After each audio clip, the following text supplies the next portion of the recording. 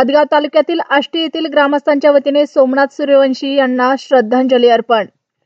परभणी येथे भारतरत्न डॉक्टर बाबासाहेब आंबेडकर यांच्या पुतळ्यासमोरील संविधान शिल्पाची विटंबना करण्यात आली। त्यानंतर ज्या आंदोलकांनी या घटनेचा रस्त्यावर उतरत निषेध केला त्यांना पोलिसांनी ताब्यात घेतले।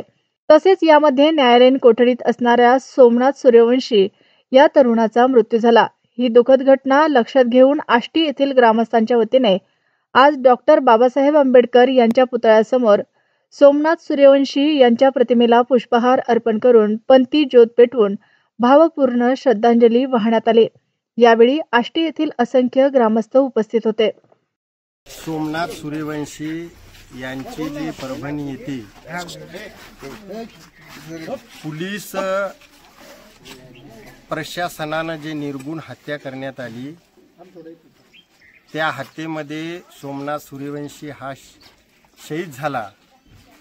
तो घटनेचं संरक्षण करण्यासाठी आणि बौद्ध वस्त्यामध्ये पोलीसवाले कोम्बिंग ऑपरेशन करताना त्यांनी फोटोचं चित्रीकरण करून समाजाला दाखवण्याचा प्रयत्न करत असताना त्याला अचानक त्यांच्या घरी जेवण करत असताना उचलून घेऊन जाऊन त्यांच्यावर मोठमोठे गुन्हे लादले आणि त्यांना पोलीस कस्टडीमधून पुन्हा जेच पुढे उभं केल्यानंतर त्याने एमसीआर केला। नंतर न्यायालयीन कोठडीमध्ये त्यांना भयानक अत्याचार केला, त्यांच्यावर मारहाण केली, त्याच्यामध्ये ते वारले।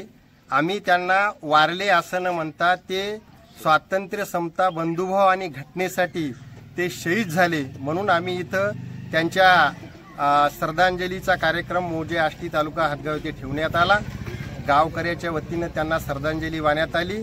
त्यांच्या शहीदामधून हजारो स्वातंत्र्य सैनिक, बाबासाहेब आंबेडकर, महात्मा फुले, शाहू महाराज आणि त्या सर्वांच्या विचाराची धुरा वाहण्याचं काम या देशातील तमाम सर्वच आंबेडकरवादी बहुजन समाजाचे कार्यकर्ते, उच्चवर्णीय समाजातले स्वातंत्र्य, समता, बंधुत्व मानणारे कार्यकर्ते तयार होतील। आणि बाबासाहेब आंबेडकरांनी एक वाक्य म्हटलं होतं की स्वातंत्र्याची ही अर्धी लढाई आहे, पूर्ण जिंकायची असेल तर तुम्हाला डोळ्यात तेल घालून ही बाबासाहेब आंबेडकरांनी लिहिलेली घटना हे तुम्हाला जपावं लागेल, तरच तुम्ही स्वातंत्र्य आणि समता, बंधुत्वाचा या देशामध्ये उपभोग घेता येईल, अन्यथा घेता येणार नाही। ही आमची सर्वांची जबाबदारी आहे की त्याने लिहिलेली घटनेचं पालन करणं।